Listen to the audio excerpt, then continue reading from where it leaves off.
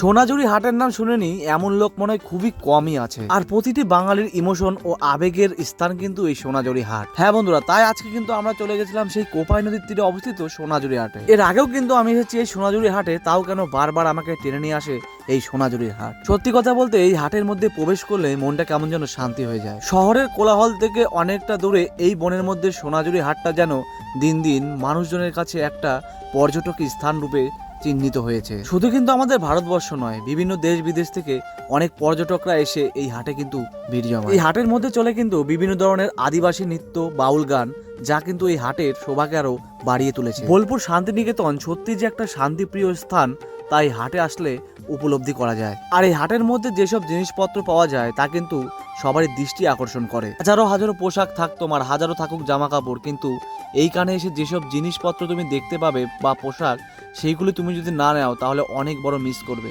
আর এখানকার জিনিসপত্র সচরাচর অন্য কোথাও পাওয়া যায় না। আর এই হাটের মাঝেই কিন্তু রয়েছে একটা রেস্টুরেন্ট যার নাম শকুন্তলা। চাইলে এখান থেকে তোমরা আহারও সেরে নিতে পারো। সুন্দর বাউল গান আর প্রকৃতির মাঝে এত সুন্দর হাটের দৃশ্য দেখতে দেখতে কখন যে সন্ধ্যা নেমে আসবে তখনও বুঝতেই পারবে না। তো গাইস, আমি তোমাদের কাছে একটা রিকোয়েস্ট করব, তোমরা যত জায়গায় বেড়াতে যাও না কেন অবশ্যই একবার হলে এই কোপাই নদীর তীরে সোনাঝুরি হাটে ঘুরে আসবে। দেখবে তোমাদের খুবই ভালো লাগবে, মনটা শান্তি হয়ে যাবে। আর তোমাদের যদি আমার এই ভিডিওটি ভালো লাগে থাকে অবশ্যই একটা লাইক করে একটা সুন্দর কমেন্ট করে দেবে। তোমাদের একটা কমেন্ট আমাকে আরো নতুন ভিডিও বানাতে উৎসাহিত করে। গাইস বাই, দেখা হচ্ছে অন্য একটা নতুন ভিডিও নিয়ে।